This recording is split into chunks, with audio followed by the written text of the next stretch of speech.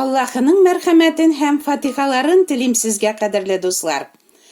Кай чагында операция өстәлендә ятканда клиник үлем кичергән кешеләрнең тәҗрибәсе турында ишетергә була.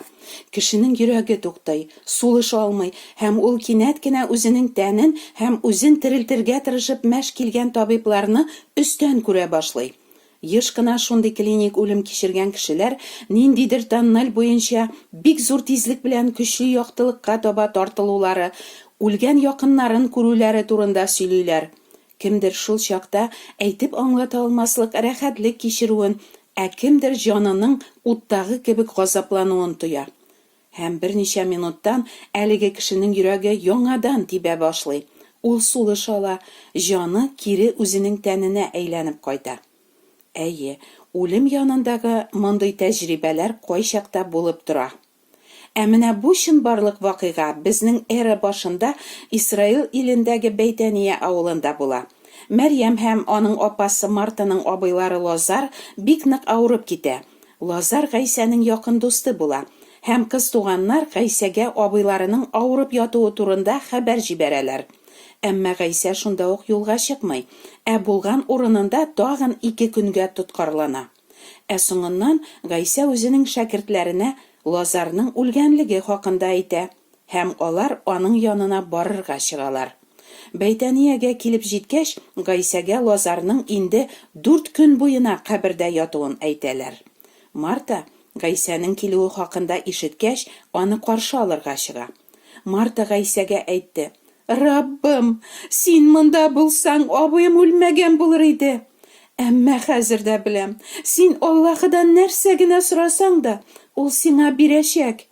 Гайсә аңа: Абыең үледән тереләчәк, диде. Соңгы көндә, үледән терелү вакытында аның тереләчәген беләм, диде Марта. Гайсә аңа: Мин терелү һәм тормыш. Миңа иман итүче үлсә дә яшәячәк. Яшәүче һәм миңа иман китерүче һәркем һич кайчан үлмәс. Син моңа ышанасыңмы? Диде. Марта аңа: Әйе, Раббым, синең дөньяга килергә тиеш булган Мәсих, Аллаһы улы икәнеңә ышанам, диде. Абыйлары өчен кайгыручы Марта белән Мәрьямне юатырга байтак яһүдләр килгән була. Гайсә Лазарны кая күмгәннәрен сорый һәм барысы да кабер янына китәләр. Кабер мәгарә булып, аңа керү юлы таш белән бастырып куелган иде. Гайсә: Ташны читкә алып куегыз, диде. Мәрхүмнең сеңлесе Марта аңа: Раббым, ул инде исләнгән, чөнки ул үлгәннән соң 4 көн үтте, диде. Гайсә аңа: Әгәр иман итсәң, Аллаһының данын күрәчәксең дип әйтмәдемме сиңа, диде. Мәгарә авызыннан ташны алып куйдылар. Гайсә исә югарыга карап: Атам, мине ишеткәнең өчен сиңа рәхмәт белдерәм. Мине һәр вакыт ишетүеңне беләм, ләкин бу сүзләремне монда басып торучы кешеләр өчен, мине син җибәргәнгә ышансыннар өчен әйтәм, диде. Шулай дигәннән соң ул көчле тавыш белән: Лазар, чык, диде. Шул вакыт үлгән кеше килеп чыкты. Аның куллары һәм аяклары кәфен белән уралган, йөзе яулык белән капланган иде. Гайсә: Чишегез аны, йөрсен, диде. Кайчандыр Исраил илендә берничә кеше мәетне гүргә иңдерергә барганда, юлбасарлардан куркып, мәетне Илиша пәйгамбәр салынган кабер мәгарәгә төшереп җибәрәләр. Мәет Илишаның сөякләренә кагылгач, аңа җан кереп, ул торып баса. Шуның кебек Гайсәнең Лазар, чык, дип әйтүе була. Үле Лазарга җан керә. Шаккаткыч вакыйга. 4 көн буе кабердә инде исләнеп таркала башлаган мәеткә җан кергәнен кемнең күргәне бар? Әле генә тынсыз, сулышсыз яткан, сап-салкын, катып беткән мәет торып басып, кабердән чыксын инде? Кем моны эшли ала? Акыл җитмәслек бу мөгъҗизаны кылучы зат кем ул? Нинди кодрәт белән эшли ул моны? Мәетләрне тургызып бастырырлык көч каян килә аңа? Бу хәл турында ишеткәч, сездә дә шундый сораулар тумыймы? Әллә инде: Юк, Мондай хәл булмый, әкият бу, дисезме? Әйе, кызганычка каршы, ишеткән хәлгә генә түгел, ә чын барлыкны үз күзләре белән күрүчеләр дә еш кына ышанмыйлар. Гайсә үзенең Аллаһыдан килүен исбатлаучы, гади кеше эшли алмаслык, искиткеч мөгъҗиза галәмәтләрен күрсәткән. Тумыштан сукырларны күзле иткән, паралич сукканнарны, махау чирлеләрне терелткән, җенле кешеләрдән явыз рухларны куып чыгарып аларны савыктырган. 5 икмәк һәм 2 балыкны 5000 кеше туярлык итеп арттырган. Җилне, котырынган диңгезне бер сүзе белән туктаткан, су өстеннән атлап барган. Хәтта үлгән кешеләргә җан өреп, аларны терелткән. Шуларны күреп тә, Гайсәнең кем икәнен танымаучылар күп булган. Танымау гына түгел, алар Гайсәне нәфрәт итәләр һәм үтерергә киңәш коралар. Аллаһы ихтияр иткән вакыт җиткәч, бу явыз кешеләр ниятләрен чыннан да тормышка ашыралар. Мәсхәрәләп, газаплап, Гайсәне хачка кадаклатып, котышкыч үлем белән үтертәләр. Ләкин аларның шатлыклары озакка бармый. Гайсәнең кабрын саклаучы гаскәриләр баш руханиларга шаккаткыч хәбәр китерәләр. Мәйеткә җан кергән! Гайсә үледән терелеп торган! Ул кабердә юк! Ничек шулай була ала? Әйе шул. Бу ялганчының исән чагында мин 3 көннән соң терелтелеп торгызылачакмын дип әйткәнен хәтерлибез, диләр алар. Инде моны нишләтергә? Һәм бу баш руханилар Гайсәнең кабрын саклаучы гаскәриләргә күп итеп акча биреп аларга. Без йоклаган вакытта аның шәкертләре төнлә килеп, гәүдәсен урлап киткәннәр дип әйтегез, дияргә кушып, аларны чыгарып җибәрәләр. Менә шулай.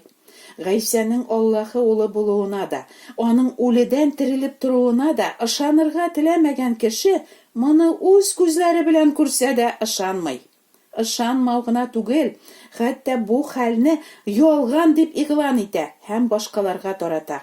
Ә инде бу хәбәрнең хаклыгына һәм Гайсә аның да гөнаһлары өчен үлгәненә һәм үледән терелтелгәненә ышанучыларның бар гөнаһлары кичерелә һәм алар мәңгелек тормыш алалар. Аллаһының вәгъдәсе шундый.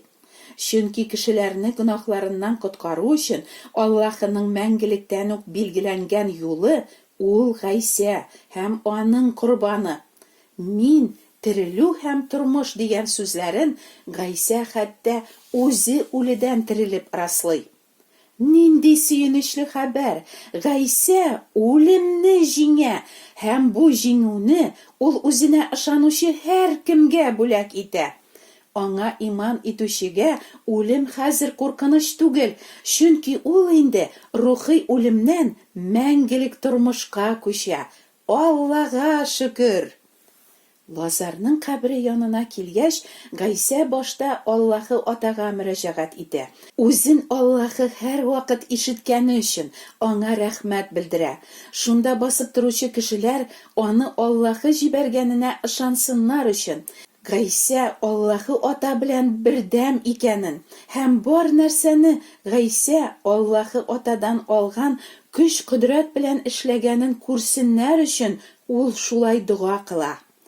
Әлбәттә, һәр кеше Алла аны ишеткәнгә рәхмәт әйтеп дуга кыла ала. Бәлки кемнәрдер үзләренә кара кайгы килгәндә, үлгән якынын 5 кенә минутка булса да Алланың терелтүен сорап та дуга кылалардыр. Алла һәр кемне ишетә. Ләкин әле Гайсәдән башка кемнең дә булса дугасына җавап итеп, берәрсенең үлгән якынын терелттеме Алла? Ата үлгәннәрне терелтеп җанландырган кебек, улы да кемне теләсә, шуны җанландыра. Дөньяда яшәүче һәр кеше гөнаһлары аркасында үле, ди Алла сүзе. Аның рухы үле. Бар кешеләр дә Аллаһы аларның рухына үзенең изге рухыннан сулыш өреп терелткәнче бары тере мәйетләр генә. Әйе, алар йөри, уйлый, сулый, сөйләшәләр. Ләкин аларда тормыш юк. Мәйет хәлендәге кешегә иң кирәге нәрсә? Аңа терелүү кирәк, аңа тормыш кирәк. Гайса җиргә килә һәм мин терелүү һәм тормыш. Миңа иман итүче үлсә дә яшәячәк. Яшәүче һәм миңа иман китерүче һәркем һич кайчан үлмәс. Син моңа ышанасыңмы? Ди.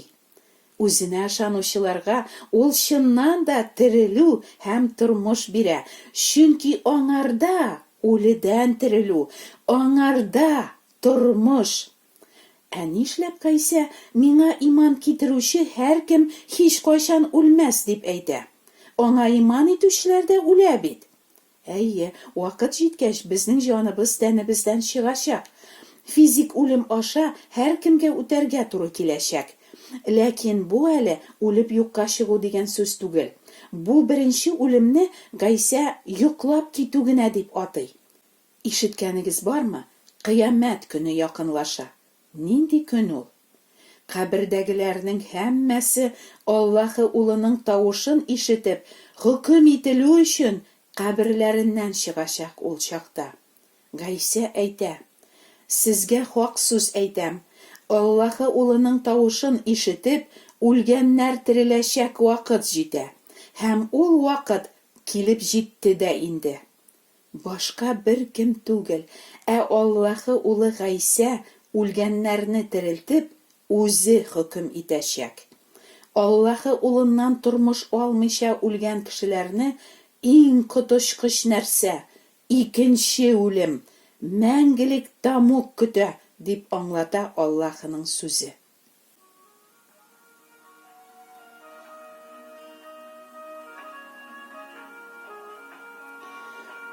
Дусларым, бүген ишеткән сүзләргә битараф калмагыз. Гөнаһларыгыздан тәүбә итеп, Аллаһы улы каршына килегез.